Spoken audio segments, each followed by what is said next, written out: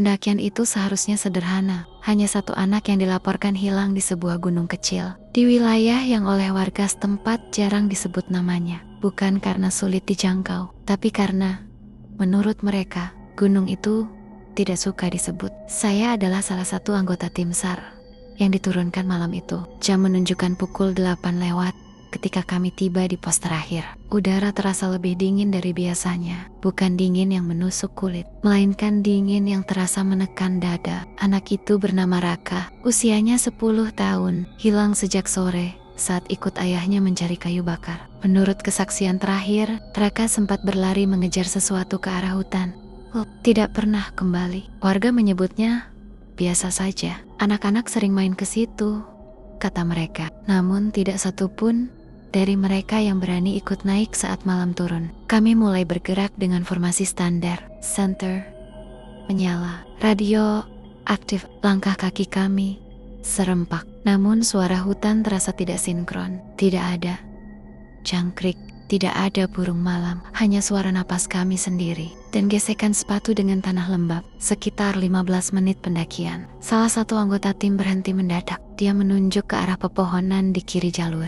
Di sana terdapat jejak kaki kecil, tanpa alas, masuk ke dalam semak-semak yang gelap. Yang aneh, jejak itu berhenti tiba-tiba, seolah pemiliknya tidak lagi menyentuh tanah.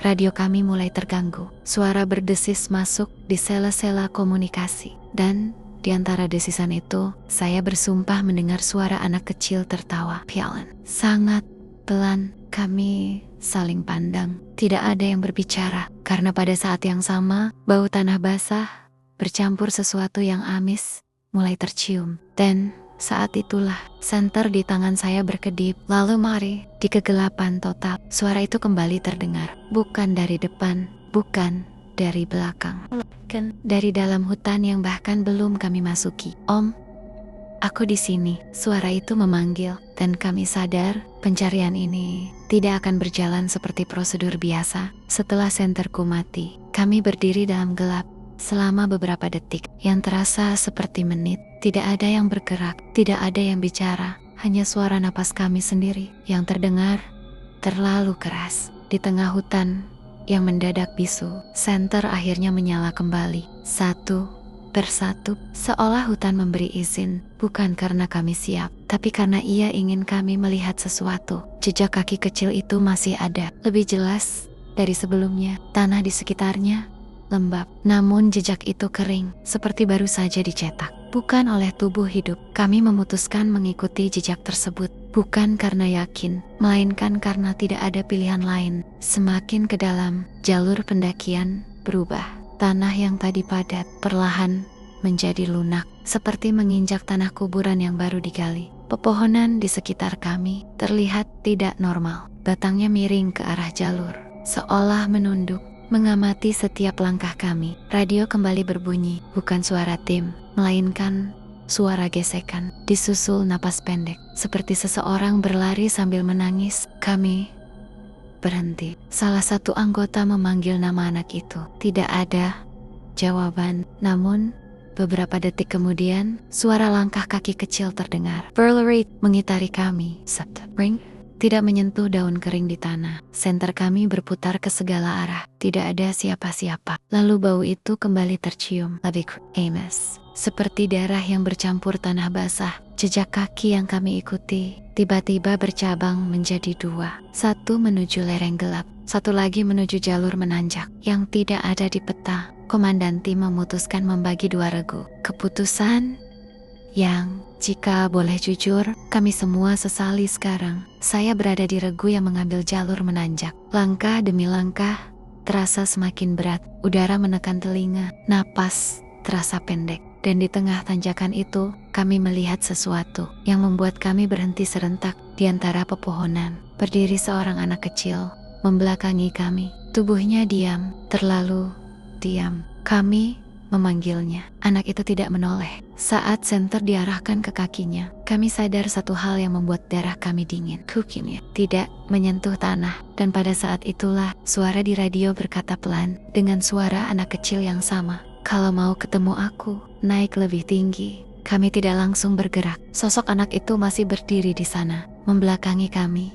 Diam seperti patung yang lupa dipahat wajahnya. Senter kami bergetar, bukan karena baterai, melainkan karena tangan kami sendiri yang mulai kehilangan ketenangan. Komandan memberi aba-aba pelan. Kami maju perlahan, 1 langkah, 2 langkah, dan di langkah ketiga, sosok itu menghilang. Bukan berlari, bukan melompat. Ia lenyap begitu saja, seolah udara menelannya. Di tempat ia berdiri, tanah terlihat cekung. Namun, tidak ada jejak kaki, tidak ada bekas pijakan. Kesal, kami saling menatap, tak satu pun berani bicara. Karena kami semua tahu, jalur ini bukan lagi jalur pencarian biasa. Tanjakan semakin curam, pepohonan makin rapat. Langit malam nyaris tak terlihat, kabut turun perlahan. Bukan dari atas, melainkan dari sela-sela tanah. Radio kembali menyala. Kali ini suara regu lain masuk, namun terdengar terputus-putus. Mereka melaporkan sesuatu yang membuat kami terdiam. Jejak kaki yang mereka ikuti, berjalan,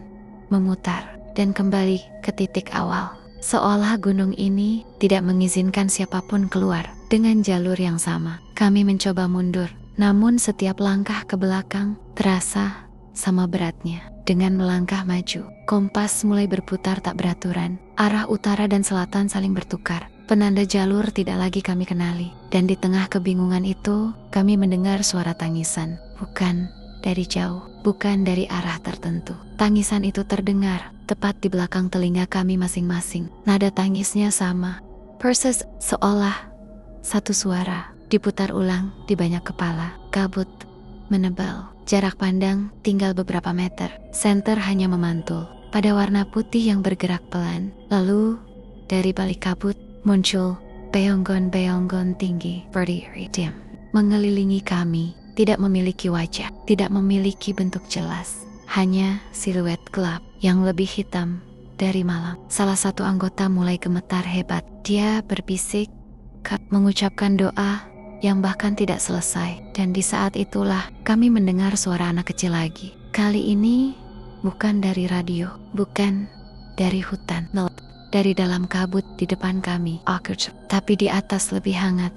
Kami sadar, jalur ini memang tidak pernah turun. Karena sekali naik, gunung ini hanya ingin satu hal. Kami terus masuk, lebih dalam, lebih tinggi. Dan tanpa kami sadari, jam tangan kami sudah berhenti berdetak. Kami mencoba menyadari waktu, namun waktu seolah menolak kami sadari. Jam tangan mati. Layar ponsel gelap tanpa alasan. Radio hanya mengeluarkan dengung panjang, seperti napas terakhir sesuatu yang sedang sekarat. Kabut tidak lagi bergerak. EAD menggantung di udara, membuat setiap langkah terasa seperti menembus dinding. Kami berjalan, atau setidaknya merasa sedang berjalan. Tanah di bawah kaki berubah teksturnya. Tidak lagi berupa tanah dan batu. Lebih lembek, lebih hangat, seperti menginjak sesuatu yang bernapas pelan. Salah satu anggota menoleh ke belakang. Ia berkata jalur yang kami lewati tidak ada lagi. Pepohonan di belakang kami bukan pohon yang sama. Batangnya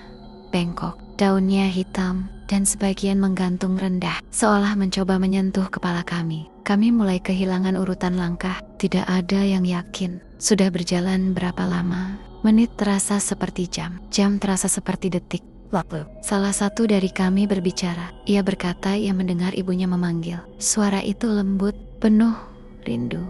Kami tahu itu tidak mungkin. Namun sebelum kami sempat menahannya, ia melangkah ke arah suara itu, masuk ke balik kabut. Kami berteriak, namanya kami panggil berulang-ulang. Tidak ada jawaban. Kabut menutup kembali, dan orang itu tidak pernah muncul lagi. Kami berdiri terpaku, bukan karena takut, tapi karena gunung ini baru saja mengambil satu dari kami. Tanpa perlawanan, rasa dingin mulai merambat dari kaki, naik ke dada, menekan tenggorokan. Dan di tengah keheningan itu, suara anak kecil kembali terdengar, lebih dekat, lebih jelas. Kalian sudah lama di sini. Kami saling menatap. Kata lama berputar di kepala kami tanpa makna yang pasti. Karena saat kami mencoba mengingat, wajah orang-orang di rumah mulai kabur dari ingatan. Nama kami sendiri terasa asing di lidah. Gunung ini tidak hanya menahan tubuh, ia mulai menghapus kami. Dan saat kabut sedikit menipis, kami melihat sesuatu di depan. Sebuah lapangan kecil. Tanahnya rata. Berdiri tenda-tenda usang. Bukan tenda kami. Tenda terbobak. Dan di salah satunya tergantung pakaian anak kecil yang masih basah. Kami tahu, kami semakin dekat. Aroma kami sudah terlalu jauh untuk kembali. Kami mendekati lapangan itu dengan langkah ragu. Tidak ada angin, tidak ada suara. Tenda-tenda tua itu berdiri diam, seolah waktu berhenti tepat di sekelilingnya. Kain tenda berwarna kusam, sebagiannya robek, sebagiannya ditambal dengan cara seadanya. Namun yang membuat kami saling menatap ngeri, tenda-tenda itu tidak tampak ditinggalkan terburu-buru. Di depan salah satu tenda terdapat sandal anak-anak. Ukurannya kecil, masih tertata rapi. Kami tahu ini bukan hanya satu anak yang hilang. Senter diarahkan ke dalam tenda. Di sana terdapat tas kecil, botol minum kosong, dan sebuah jaket anak yang masih lembab, seperti baru dilepas. Bau amis kembali tercium, lebih samar namun bercampur dengan aroma asap kayu, seolah api unggun baru saja padam. Salah satu anggota berjongkok. Ia menyentuh tanah, masih hangat. Tidak mungkin, tidak ada api, tidak ada bara. Namun tanah di tengah lapangan masih menyimpan panas. Radio tiba-tiba hidup. Kali ini suara terdengar lebih jelas, namun bukan suara regu lain. Suara itu datar, tanpa emosi. Ia menyebut nama kami, satu persatu, bukan dengan urutan panggilan, melainkan seperti sedang menghitung. Kami mematikan radio terlambat, karena suara itu tetap terdengar, bukan dari alat komunikasi, melainkan dari udara di sekitar kami. Lalu kami melihatnya. Di tepi lapangan berdiri beberapa sosok anak kecil, jumlahnya lebih dari satu. Diam menatap ke arah kami. Wajah mereka pucat, mata mereka kosong, dan kaki mereka tidak menyentuh tanah. Tidak ada yang bergerak, tidak ada yang menangis. Hanya satu anak yang melangkah maju. Wajahnya paling kami kenali.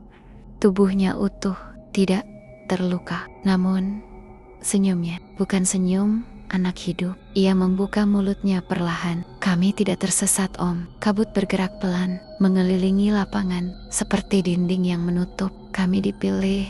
Saat itulah kami sadar, tenda-tenda ini bukan tempat singgah. Ini adalah tempat mereka menunggu. Dan kami baru saja datang, tanpa diundang. Kami berdiri kaku di tengah lapangan itu. Anak-anak tersebut masih menatap kami, tanpa berkedip, tanpa suara.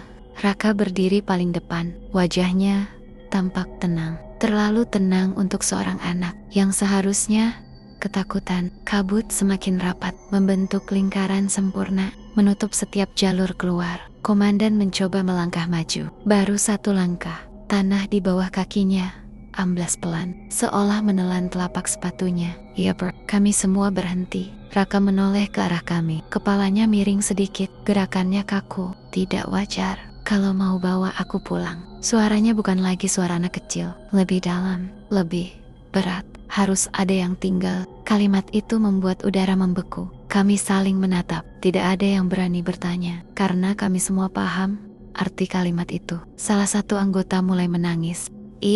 Mengatakan ia melihat anaknya sendiri berdiri di antara mereka. Kami tahu itu tidak nyata. Namun gunung ini tidak peduli dengan apa yang nyata dan apa yang tidak. Bayangkan anak-anak lain bergerak pelan. Mereka semakin dekat, tidak melangkah. Melayang. Setiap kali mereka mendekat, ingatan kami terasa terkikis. Nama orang tua, nama pasangan, nama diri sendiri. Saya mulai lupa alasan saya berada di sana. Yang tersisa hanya rasa ingin tinggal, rasa yang sangat berbahaya. Komandan berteriak, suaranya memecah kabut, mengguncang kesadaran kami. Ia mengatakan satu hal yang membuat kami tersentak. Menurut catatan Lama SAR, gunung ini sudah beberapa kali menelan anak-anak, dan setiap operasi pencarian selalu ada anggota tim yang tidak kembali. Kami menatap tenda-tenda tua itu lagi. Kini kami mengerti, itu bukan tenda anak-anak, itu tenda tim penyelamat. Dari waktu-waktu sebelumnya, Raka tersenyum lagi, lebih lebar. Mereka baik, Om. Mereka mau tinggal. Kabut bergerak mendekat, menyentuh kulit kami. Henggat.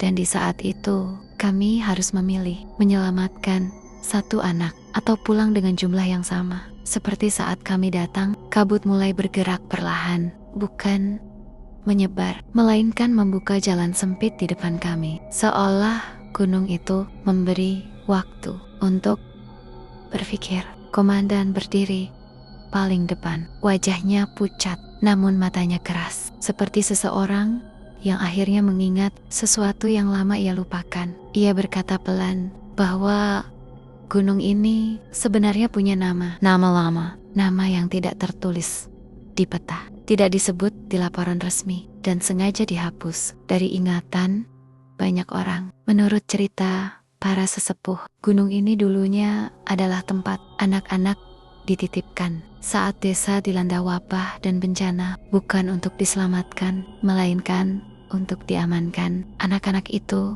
tidak pernah kembali. Sejak saat itu, gunung ini dipercaya menjaga mereka, memberi mereka tempat, memberi mereka waktu yang tidak pernah habis. Namun sebagai gantinya, gunung ini selalu meminta pengganti, bukan setiap saat, hanya ketika ada yang berani mengambil kembali apa yang sudah dipilihnya. Raka menatap kami tanpa ekspresi. Anak-anak lain berdiri di belakangnya. Jumlah mereka terasa lebih banyak dari sebelumnya. Kami tidak sendirian. Suara Raka kini terdengar berlapis, seolah ada banyak suara berbicara melalui satu mulut. Gunung ini rumah kami. Salah satu anggota jatuh berlutut. Ia menutup telinganya, menangis tanpa suara. Ia melihat bayangan dirinya sendiri. Di antara anak-anak itu, lebih kecil, lebih muda. Kami mulai mengerti, gunung ini tidak hanya mengambil tubuh, ia mengambil masa depan yang seharusnya dimiliki. Komandan menyebut nama gunung itu dalam bisikan, dan begitu nama itu terucap,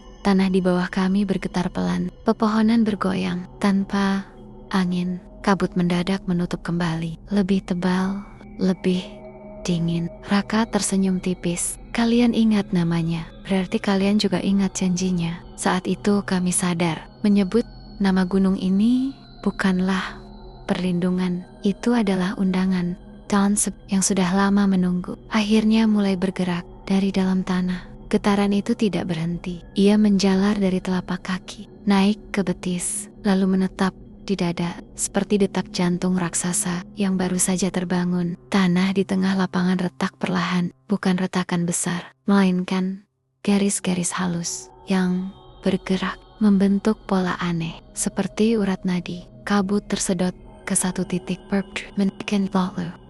Dari celah tanah itu muncul bayangan besar, bukan manusia, bukan hewan, sesuatu yang terlalu tua untuk disebut makhluk hidup. Kami tidak melihat wajahnya, hanya bentuk tinggi menjulang, diselimuti gelap, dengan suara napas berat yang keluar langsung dari tanah. Anak-anak itu berlutut serempak, termasuk Raka.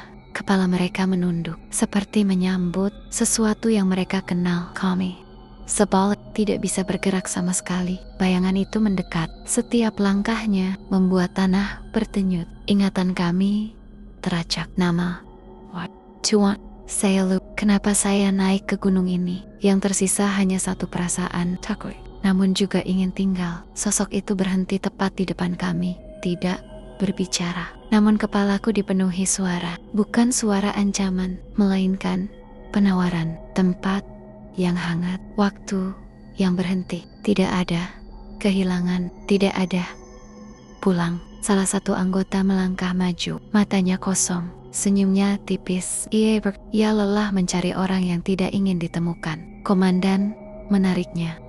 Tanah di bawah kaki anggota itu terbuka, menelan setengah tubuhnya perlahan. Tidak ada jeritan, tidak ada perlawanan. Anak-anak itu menoleh, tatapan mereka kosong. Namun di baliknya ada rasa iri. Raka mengangkat kepala, menatap kami satu persatu. Satu saja, gunung ini tidak rakus. Kabut mulai bergerak lagi, kali ini membentuk jalur turun. Jawab, call me sadar. Jalur itu hanya cukup untuk beberapa orang. Gunung ini tidak meminta siapa yang salah. Ia hanya menuntut keseimbangan, dan keputusan itu harus dibuat sekarang. Jalur turun itu terbuka di hadapan kami, dan terlalu sunyi untuk disebut jalan pulang. Kabut membentuk dinding di kanan dan kiri. Tidak bergerak, tidak bernafas, seolah menunggu keputusan kami. Kami menghitung tanpa suara, tanpa isyarat. Jumlah kami tidak cukup untuk membawa semua kembali. Bayangan besar itu masih berdiri di belakang, tidak mendesak, tidak memaksa. Ia hanya menunggu, seperti gunung menunggu longsor. Yang pasti terjadi. Salah satu anggota membuka helmnya. Wajahnya basah oleh air mata dan keringat. Ia berkata pelan bahwa sejak tadi ia sudah mendengar namanya dipanggil. Bukan oleh suara anak, melainkan oleh gunung itu sendiri. Ia melangkah mundur, menjauh dari jalur turun. Semakin dekat ke lapangan, kami mencoba menahannya. Namun setiap langkah ke arahnya terasa lebih berat daripada menarik tubuh dari lumpur. Anak-anak itu membuka jalan, memberi ruang, seperti menyambut orang lama. Raka menatap anggota itu lama, lalu mengangguk kecil. Tidak semua yang tinggal tanah berdenyut lembut, bukan marah, bukan lapar. Cenak, anggota itu berhenti di tengah lapangan. Kabut menutupinya perlahan. Wajahnya tidak takut, tidak juga pasrah. Ia tersenyum kecil. Dan untuk sesaat kami melihat sesuatu yang aneh. Tidak lagi berbentuk dewasa, melainkan mengecil, seperti anak kecil yang berdiri di antara mereka. Saat kabut terbuka kembali, ia sudah tidak ada. Jalur turun bergetar, lebih lebar, lebih jelas. Bayangan besar itu perlahan masuk kembali ke tanah. Retakan menutup, getaran berhenti. Anak-anak itu mundur satu persatu. Kabut menelan mereka, termasuk